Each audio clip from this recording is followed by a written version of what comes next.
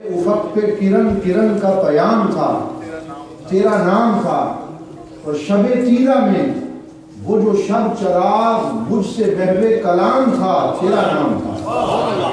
شب تیرہ میں وہ جو شب چراغ مجھ سے محو کلام تھا، تیرا نام تھا۔ اور کوئی شمس رو، کوئی زہروش، کئی نام عرش مقام تھے، بڑے نام تھے۔ وہ کہتا ہے کہ بڑے بڑے نام آئے اس تاریخ میں اور ان کی اپنی اپنی حیثیات ہیں۔ کوئی شمس رو، کوئی زہروش، کئی نام عرش مقام تھے، بڑے نام تھے، مگر ایک نام جہان اسم کا آخری جو امام تھا، تیرا نام تھا۔ مگر ایک نام، کوئی شمس رو، کوئی زہروش، کئی نام عرش مقام تھے، بڑے نام تھے، مگر ایک نام جہان اسم کا آخری جو امام تھا، تیرا نام تھا۔ اور باقی ناموں کے بارے میں کہتا ہے کہ وہ تو اپنی اپنی شناخت کا سرے راہ گزر کوئی ذرہ ڈھونڈنے نکلے تھے۔ وہ تو اپنی اپنی شناخت کا سرے راہ گزر کوئی ذرہ ڈھونڈنے نکلے تھے، انہیں کیا خبر کہ ہر ایک منزل جستجو پہ جو نام تھا، تیرا نام تھا۔ انہیں کیا خبر کہ ہر ایک منزل جستجو پہ جو نام تھا، تیرا نام تھا۔ اور یہ شعر میں مفتی اقبال چشتی صاحب اور نعیم المصطفیٰ صاحب اور وہ تمام خطباء جو حضور کا ذکر سنانے کے لیے دیار غیب میں نکلتے ہیں، ان کے نام کر رہا ہوں۔ شاعر کہتا ہے میں جہاں گیا میں جدھر بھی تھا، میں جہاں گیا میں جدھر بھی تھا، میرے دن کٹے تیری خوشبوؤں کے طواف میں۔ میں جہاں گیا میں جدھر بھی تھا، میرے دن کٹے تیری خوشبوؤں کے طواف میں۔ سرے بزم حرف میرے سخن میں جہاں بھی حسن کلام تھا، تیرا نام تھا۔ میں جہاں گیا میں جدھر بھی تھا، میرے دن کٹے تیری خوشبوؤں۔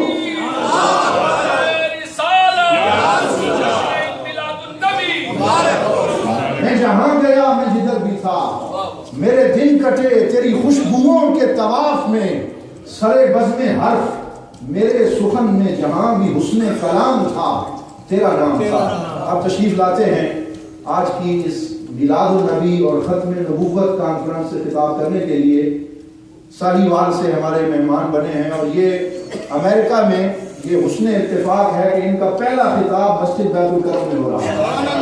حضرت علامہ مولانا نعیم المصطفیٰ صاحب دامت برکاتہم العالیہ تشریف لاتے ہیں خطاب کے لیے، استقبال کیجیے۔ نعرہ تکبیر، نعرہ رسالت، سیدی مرشدی یا نبی یا نبی۔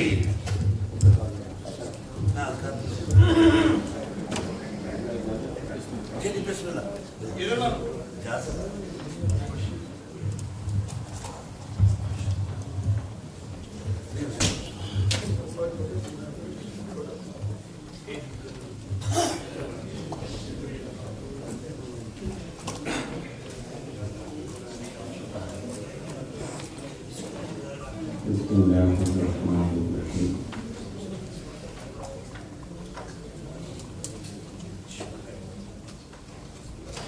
الحمد للہ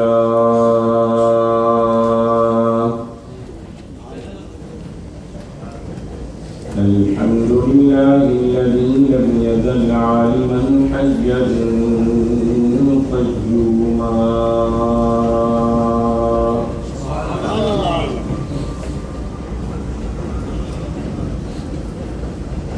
حیا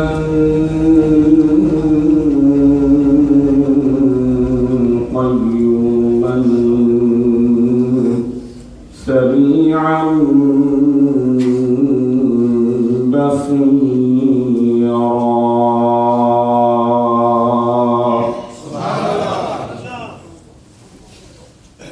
اما بعد فاعوذ باللہ من الشیطان الرجیم۔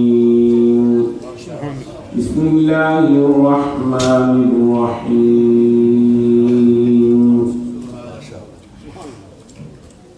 انا ارسلناک شاہدا ومبشرا ونذیرا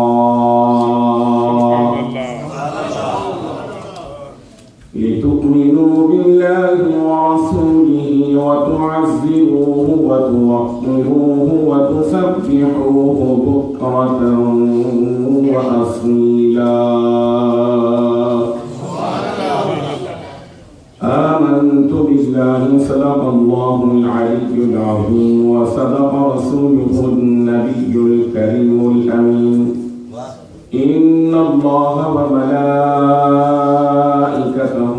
يصلون على النبي يا أيها الذين آمنوا صلوا عليه وسلموا تسليما اللهم صل على سيدنا ومولانا محمد وعلى آل سيدنا ومولانا محمد وأصحاب سيدنا ومولانا محمد وأزواج سيدنا ومولانا محمد وأولاد سيدنا ومولانا محمد وبارك وسلم وصلوا عليه الصلاة والسلام عليك يا سيدي يا رسول الله الصلاة والسلام عليك يا سيدي يا حبيب الله الصلاة والسلام عليك يا سيدي يا رحمة للعالمين وعلى آلك وأصحابك يا سيدي يا شفيع المذنبين حمد و صلاة کے بعد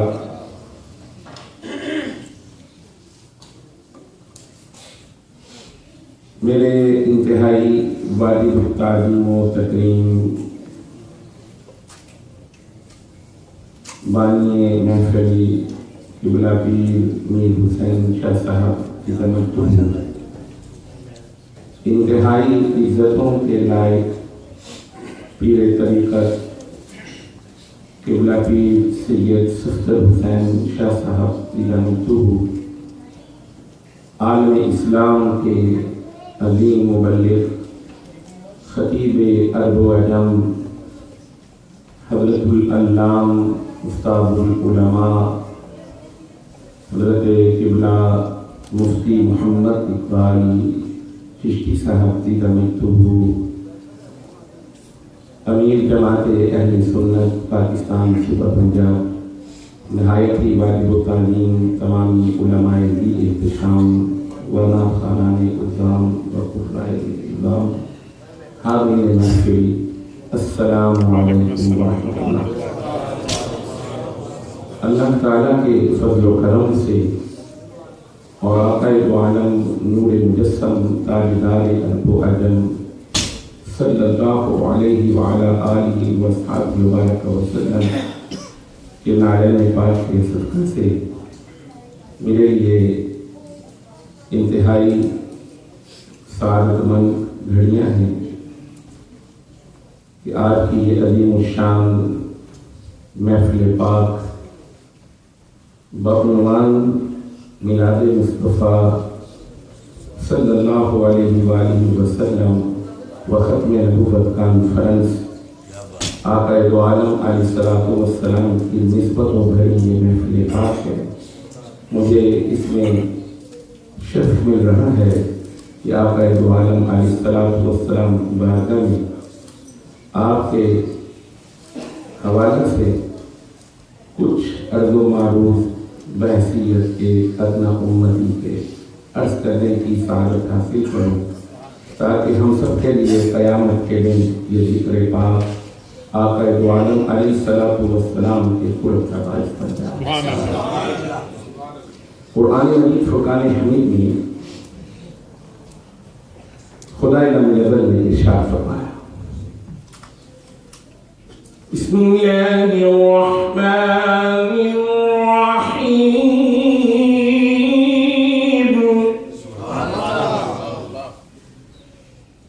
اِنَّا أَرْسَلْنَاكَ شَاهِدًا وَمُبَشِّرًا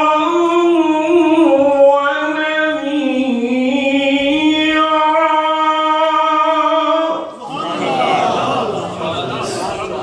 بے شک اے محبوب سب کہو صلی اللہ علیہ وسلم، ہم نے آپ کو بھیجا، رب بھیجنے والا ہے۔ شاہدن، اس کا ترجمہ میرے امام اہل سنت مجدد دین و ملت مولانا الشاہ الحافظ القاری مفتی محمد احمد رضا خان فاضل بریلوی رحمہ اللہ تعالی فرماتے ہیں شاہدن، شاہدن کا معنی ہے حاضر و ناظر۔ کیسے حاضر و ناظر؟ حضرت شیخ عبدالحق محدث دہلوی رحمت اللہ تعالی علیہ فرماتے ہیں کہ آقا عالم نور مجسم تاجدار ارواجم صلی اللہ علیہ وآلہ وسلم جسمانی طور پر گنبد خضرا میں جلوہ گر ہے اور روحانی طور پر ہر مومن کے سینے میں جلوہ گر ہے۔ شاہدن، ایسے حاضر و ناظر کہ جسمانی طور پر گنبد خضرا کے مکین گنبد خضرا میں جلوہ گر، اور اگر آپ چاہیں جس امتی کے ہاں بنفس نفیس تشریف لے جانا تو آپ تشریف لے جاتے ہیں۔ اور اسی کے ساتھ آپ فرماتے ہیں کہ جب تم نماز پڑھو تو تشہد میں جب بیٹھتے ہو تو اس وقت جب ان کلمات پر پہنچو التحیات للہ والصلوات والطیبات السلام علیک ایہا النبی ورحمت اللہ وبرکاتہ۔ السلام علیک، سلام ہو آپ پر، ایہا النبی، اے غیب کی خبریں دینے والے۔ آپ فرماتے ہیں جب نماز میں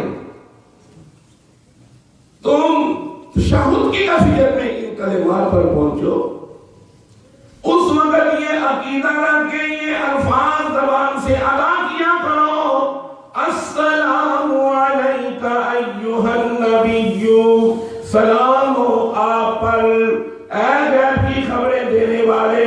کہتے ہیں کہ اس وقت یہ کلمات اتنی محبت سے ادا کیا کرو کہ آقا عالم علیہ السلام کی روح پاک تمہارے سامنے جلوہ گر ہے۔ سرکار کی روح پاک جلوہ گر، اور براہ راست تم سرکار کی بارگاہ میں سلام پیش کرنے کے لیے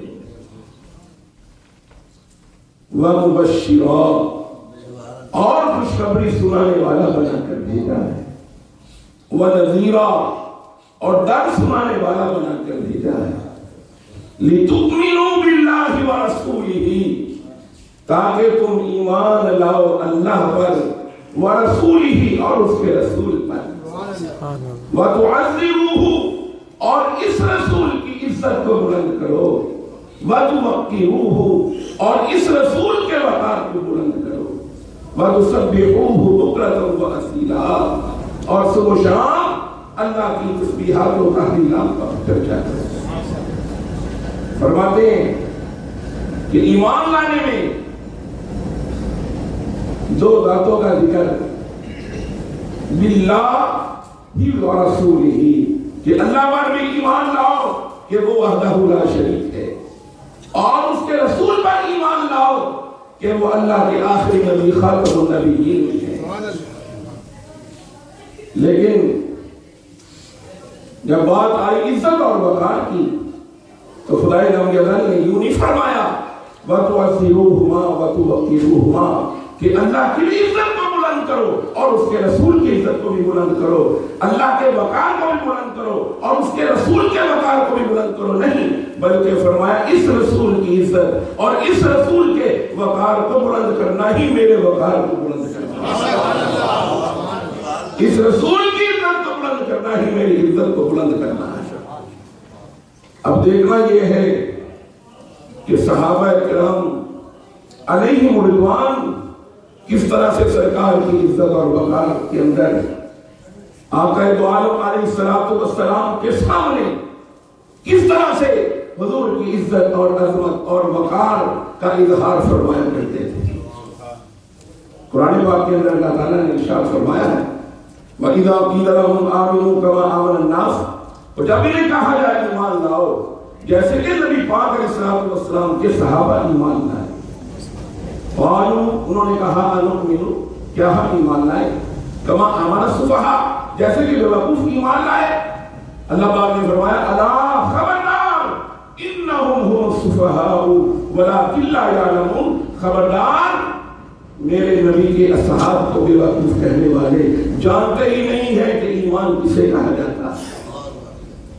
صحیح بخاری میں موجود ہے، صحیح مسلم شریف میں موجود ہے کہ آقا دو عالم نور مجسم تاجدار ارض و عجم صلی اللہ علیہ وآلہ وسلم تشریف فرما ہے، صحابہ کرام علیہ رضوان حاضر ہیں۔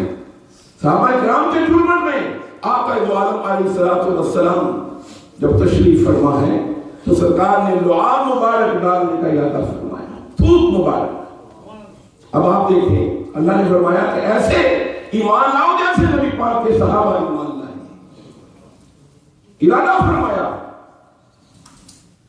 صحابہ کرام علیہ رضوان جو قریب قریب موجود ہیں وہ اٹھ کر کھڑے ہو جاتے ہیں، انہوں نے اپنے ہاتھوں کو کشکول بنا لیا، سرکار دو عالم علیہ السلام کے چہرہ انور کے سامنے کر دیا، ایک ہتھیلی پر دوسری ہتھیلی، دوسری پر تیسری ہتھیلی، ہتھیلیوں کے انبار لگ گئے، اور جس ہتھیلی پر سرکار نے اپنا لعاب مبارک ڈالا وہ صحابی رسول حضور کے لعاب مبارک کو لے کر ایک طرف ہو جاتے ہیں، دیگر صحابہ ادھر جاتے ہیں، جا کر کہتے ہیں اے ہمارے بھائی تم پر اللہ کا انعام ہوا ہے، احسان ہوا ہے، کرم ہوا ہے کہ تمہیں اس نے اپنے حبیب کا لعاب مبارک عطا فرمایا ہے، تھوڑا سا تبرک ہمیں بھی عطا کر دو۔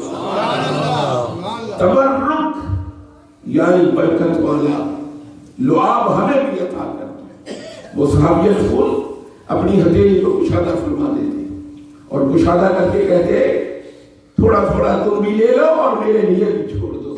اب دیکھنے کی بات کیا ہے، نگاہ مصطفیٰ کے سامنے ہو رہا ہے، خدائے عالم دیکھ رہا ہے، صحابہ کرام حضور کے لعاب دہن کو بطور تبرک کے لے رہے ہیں، منافقین بھی دیکھ رہے ہیں۔ انہوں نے کہا عجب بات ہے، بھوک ہمیں بھی آتا ہے، آقا دو عالم علیہ السلام کی لعاب ڈال رہے ہیں، کیا کمال ہے حضور کے لعاب مبارک کا کہ صحابہ کرام دیکھ رہے ہیں۔ کوئی صحابی لعاب مبارک کو لے کر کوئی کپڑوں پہ نہیں بن رہا، کوئی دیواروں پہ نہیں لگا رہا، بلکہ لعاب مبارک لے کر کوئی ماتھے پہ رگڑ رہا ہے، کوئی آنکھوں کی ٹکیوں پہ رگڑ رہا ہے، کوئی نقصانوں پہ رگڑ رہا ہے۔ دیکھا سعید بن معلّہ سب کو رضی اللہ دورانی نماز آقا دو عالم علیہ السلام نے آواز دی اے ابو سعید میری بارگاہ میں حاضر ہو جاؤ۔ حضرت سعید بن معلّہ فرماتی ہیں کہ میں بارگاہ میں پہلے جاؤں، کہتے جلدی جلدی میں نے نماز مکمل کی اور سرکار کی بارگاہ میں نے فرمایا لماذا تاخرت یا ابا سعید، اے ابو سعید دیر کیوں کی ہے، تاخیر کیوں کی ہے؟ کہتے میں نے عرض کیا آپ میں نماز پڑھ رہا تھا، فرمایا یہ تو ہم بھی دیکھ رہے تھے کہ تو نماز ہی پڑھ رہا ہے۔ آقا مسئلہ سمجھا نہیں، فرمایا کہ قرآن میں تو نے نہیں پڑھا یا ایھا الذین آمنوا استجیبوا للہ وللرسول اذا دعاکم لما یحییکم، اے ایمان والو جب بھی تمہیں اللہ کا رسول پکارے، تم نماز میں ہو، کعبے کا طواف کر رہے ہو، مقام ابراہیم کے پاس ہو، جہاں کہیں ہو، سب کچھ چھوڑ کر کرے مصطفیٰ پر حاضر میرے حبیب کی چوکھٹ پہ حاضر ہو جاؤ۔ یا رسول اللہ، یا حبیب اللہ صلی اللہ علیہ وسلم، آئندہ سے ایسا نہیں ہوگا۔ آقا حکم فرمایا بس جاؤ، یہی بات سمجھانا چاہتے تھے۔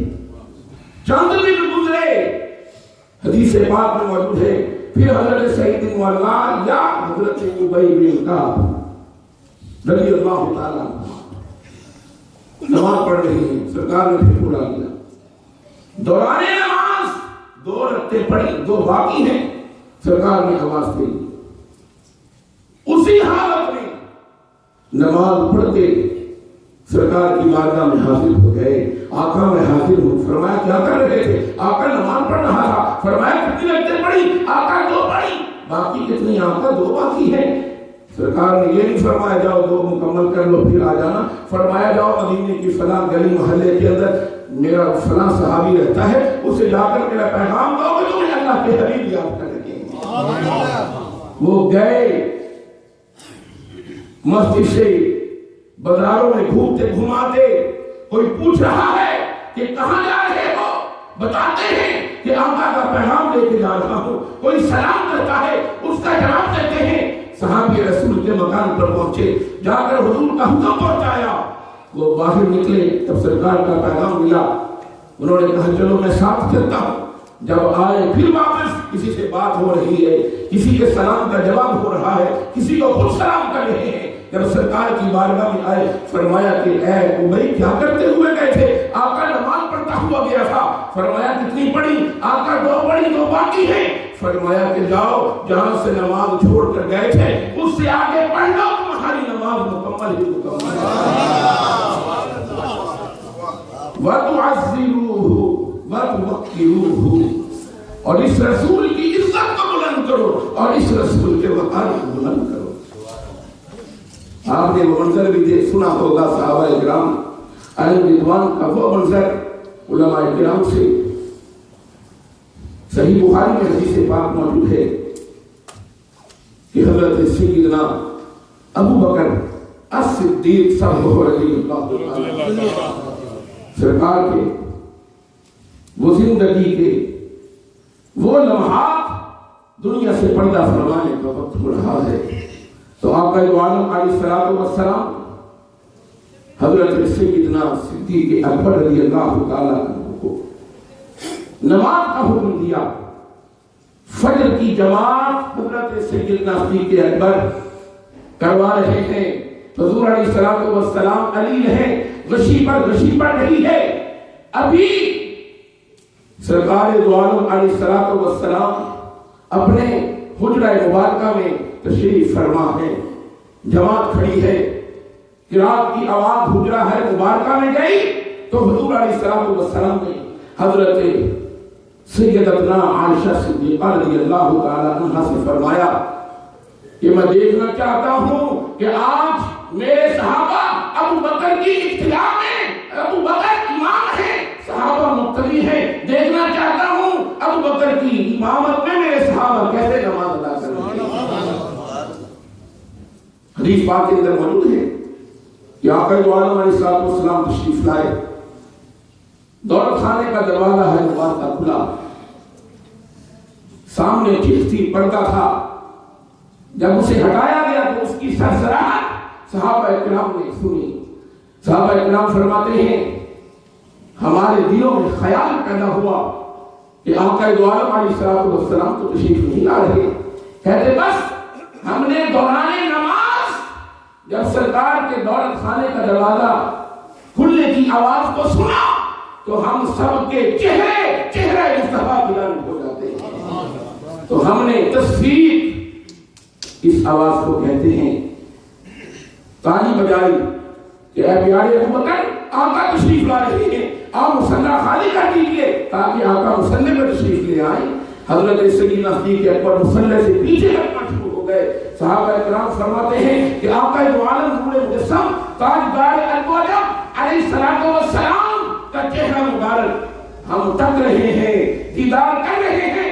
پوچھا گیا کیسا لگا؟ کہنے لگے خدا کی قسم حضور کا چہرہ یوں چمک رہا تھا جیسے قرآن کا ورق چمک رہا ہوتا ہے، جیسے قرآن کا ورق چمک رہا ہوتا ہے۔ صحابہ کرام قریب تھا کہ وہ دوڑ کر حضور کے قدموں کو بوسہ دیتے۔ سرکار دو عالم علیہ الصلوۃ والسلام نے چیخ مبارک گرا دی اور فرمایا کہ اے میرے صحابیوں، اے میرے غلاموں، جہاں سے نماز پڑھ رہے تھے اس سے آگے پڑھ لو، تمہاری نماز مکمل ہی مکمل ہے۔ اب اللہ نے قرآن میں فرمایا وَتُعَزِّرُوهُ وَتُوَقِّرُوهُ، اور اس رسول کی عزت اور اس رسول کے وقار کو بلند کرو. اور پھر بطور سند کے صحابہ کرام کے ایمان کو بیان کیا ہے. یہ نہیں فرمایا کہ صحابہ کرام کی نمازوں کو دیکھو، صحابہ کرام کے روزوں کو دیکھو، صحابہ کرام کے حج کو دیکھو، صحابہ کرام کے جہاد کو دیکھو، تبلیغات کو دیکھو.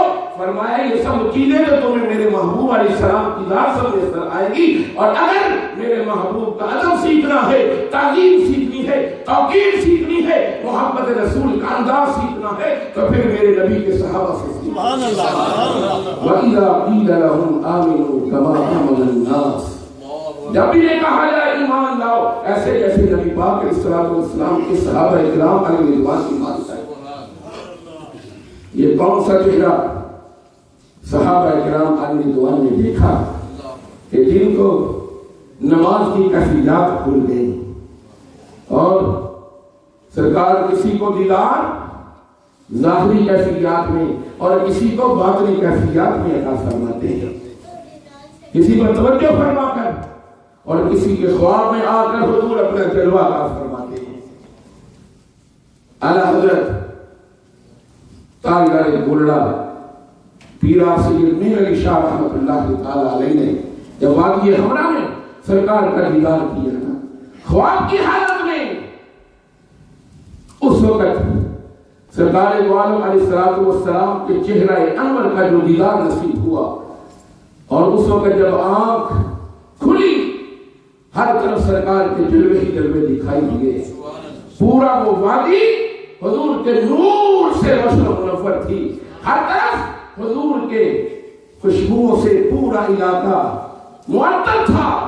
فوراً زبان پر جو کلمات جاری ہوئے وہ وہی تھے جو حضرت حسان بن ثابت کی زبان پر جاری ہوئے تھے. حضرت حسان بن ثابت نے جب سرکار کا چہرہ انور کا دیدار کیا، میرے حکم ہوا کہ میرے سامنے اے پیارے حسان میرے منبر پر بیٹھ جاؤ، مجھے دیکھتے جاؤ اور میرے حسن کے جھنڈے کرتے ہوئے جاؤ. کیا کہا حضرت حسان بن ثابت نے؟ فرماتے ہیں وَأَحْسَنُ مِنْكَ لَمْ تَوْقَطُّ عَيْنِي وَأَجْمَلُ مِنْكَ لَمْ تَلِدِ النِّسَاءُ خُلِقْتَ مُبَرَّأً مِنْ كُلِّ عَيْبٍ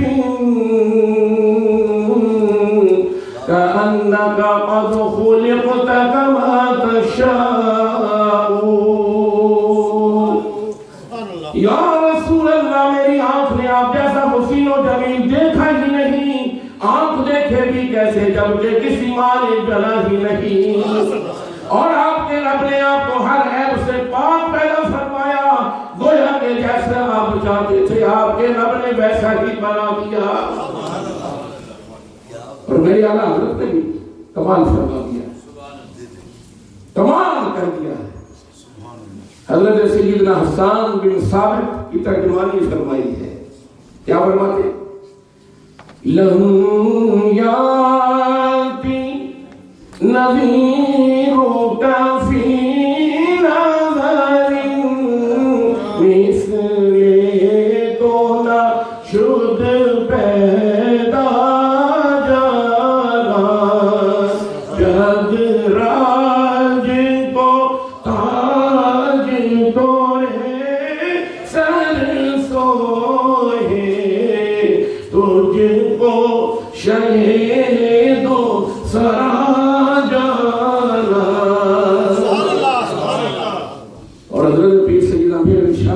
پیدا نصیب ہوا. انہوں نے بھی جو دیکھا انہوں نے بھی وہ بیان کر دیا. انہوں نے کیا دیکھا؟ کیا کہتے ہیں؟ مکھ چند بدل شاشانی ہے، مکھ چند بدل شاشانی ہے، متھ جم کے لات نورانی ہے، کالی زلف تے اکھ مستانی ہے، مخمور اکھی ہے مد بری بنیا اس صورت نو میں جانا تھا کہ جانے جانا تھا سچ تھا کہ رب دی میں شانا تھا جس شان کو شانا سب بنیا. یہ ہر ایک کا اپنا وہ تخیل ہی نہیں ہے کہ جو خیال سے پھینکا گیا ہو، بلکہ حقیقت میں چہرہ مصطفیٰ کا دیدار رکھا ہوا ہے. اور آپ دیکھیں حضرت پیر سید امیر علی شاہ رحمۃ اللہ تعالیٰ علیہ جب ختم نبوت کا وہ مسئلہ جب مرزا غلام محمد قادیانی دعویٰ کر رہا تھا نبی ہونے کا، علماء کرام تقریری طور پر اس سے مناظرے کر رہے تھے، لیکن وہ تقریروں کے ذریعے جب کسی سے قابو نہ آیا تو اس وقت تاجدار گرنا میدان میں آ جاتے ہیں. اور آپ نے اعلان فرمایا کہ قادیانی کا جواب مہر علی شاہ کا فرمائے گا. اور جب میدان لگا دونوں طرف جج صاحبان بیٹھ گئے، ایک سٹیج ادھر لگا ایک سٹیج ادھر لگتا ہے، قلم کاغذ پیر صاحب کے سامنے بھی، اور جو مرزا کی طرف سے آدمی آیا تھا اس کا خلیفہ بن کر اس کے سامنے بھی کاغذ اور قلم رکھ دیا گیا. جج صاحبان نے کہا کہ اپنے اپنے دلائل لکھو. آپ نے فرمایا ٹھہر جاؤ، آج قلم کے ذریعے کاغذ پر کوئی تحریر نہیں ہوگی. میری شاہ کی رائے یہ ہے کہ یہ قلم بھی جانتی ہے کہ اللہ کے آخری نبی محمد رسول اللہ علیہ السلام ہے. جس طرح ہم حضور کا کلمہ پڑھتے ہیں، کائنات کا ذرہ ذرہ ہمارے آقا کا کلمہ پڑھتا ہے. تو آج زبانی نہیں، قلمی نہیں، تحریری نہیں، اگر تو یہ سمجھتا ہے کہ مرزا قادیانی نبی ہے تو بھی قلم کا حکم دے کہ اگر وہ نبی ہے تو لکھ اس کے بارے میں. اور میں بھی قلم سے کہتا ہوں، اے قلم اگر تو جانتی ہے کہ اللہ کے آخری نبی آمنہ کے لال پیغمبر حسن و جلال حضور سید کائنات حضور سیدنا محمد رسول اللہ علیہ السلام خاتم النبیین ہے، آپ کے بعد اب کوئی نبی نہیں آ سکتا ہے، تو لکھ. بس یہ کہنے کی دیر تھی. لاکھوں لوگوں کی نگاہوں نے دیکھا کہ قلم خود بخود چل رہا ہے اور لکھا جا رہا ہے ما کان محمد ابا احد من رجالکم ولکن رسول اللہ وخاتم النبیین. دیکھنے والوں نے دیکھا قلم چل رہا ہے، اور جو ایمان کی حالت میں تھے انہوں نے دیکھا کہ کملی والے آقا جلوہ گر ہو گئے. سرکار تشریف لے آئے اور پیر سیدنا امیر علی شاہ رحمت اللہ تعالیٰ علیہ فرمانے لگے خدا کی قسم میرا عقیدہ ہی یہ نہیں ہے، یہ صحابہ کرام کا بھی عقیدہ ہے. فرمایا کہ یہی عقیدہ ہے کہ ہر شہر جانتی ہے کہ میرے نبی محمد رسول اللہ علیہ السلام ہے. آج وہ وقت آ گیا، یہ وہ واقعہ رونما ہوا، عرصہ گزر گیا، لیکن آج بھی تاریخ کے سنہرے حروف کے اندر یہ بات لکھی جاتی ہے کہ حضور علیہ السلام کی ختم نبوت کا جب مسئلہ آئے، علماء علم کے ذریعے فقراء اپنے فقر اور اپنی ولایت اور اپنے مقام روحانیت کے ذریعے جب توجہ فرماتے ہیں تو چیزیں بولنے لگتی ہے اور قلم لکھنے لگتا ہے. آج بھی یہ معاملہ، قیامت تک بھی یہ معاملہ جب بھی اٹھا، کیونکہ قیامت تک جھوٹے نبوت کے دعوے دار تو آتے رہیں گے اور ہر دور میں ایسا کلندر خدا پیدا کرتا رہے گا۔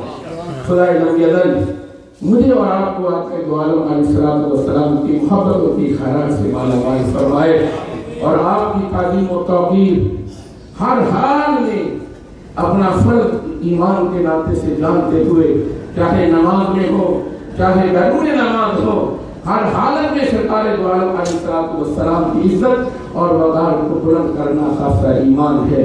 خدای رب العزت مجھے اور آپ کو سرکار کی محبت و خیرات سے مالا مال فرمائے۔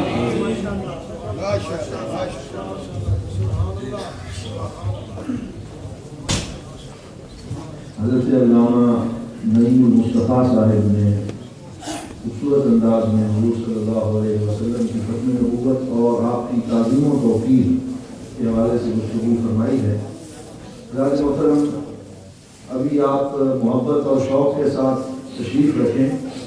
میں یہ سمجھتا ہوں کہ نشست لمبی ہے اور آپ میں سے کچھ احباب تھکاوٹ بھی محسوس کر رہے ہوں گے، لیکن حضور نبی رحمت صلی اللہ علیہ وسلم کے منہ مبارک کی زیارت سے بڑی کوئی تھکاوٹ ہو، اس سے کہ تھکاوٹ اس کے درجے میں کیا حیثیت رکھتی ہے۔ ابھی آپ نے یہی کرنی ہے، اور بعد میں لنگر شریف کا اہتمام بھی کیا گیا ہے، اور سب سے بڑھ کے ہمارے لیے خطیب اسلام جناب مفتی اقبال چشتی صاحب کا خطاب بھی سننا ہے۔ تو اس لیے ایک دفعہ ذرا بیداری کے ساتھ ان کو بتائیں کہ ہم سب محبت سے بیٹھے۔ نعرہ تکبیر، نعرہ رسالت، یا رسول اللہ، سیدی مرشدی، یا نبی یا نبی، غلام ہیں غلام ہیں، رسول کے غلام ہیں، غلامی رسول میں موت بھی قبول ہے، جو ہو نہ عشق مصطفیٰ تو زندگی فضول ہے۔ اب میں آپ کی عقیدت اور محبتوں کی جھرمٹ میں دعوت دے رہا ہوں ہمارے بڑے ہی پیارے سراخان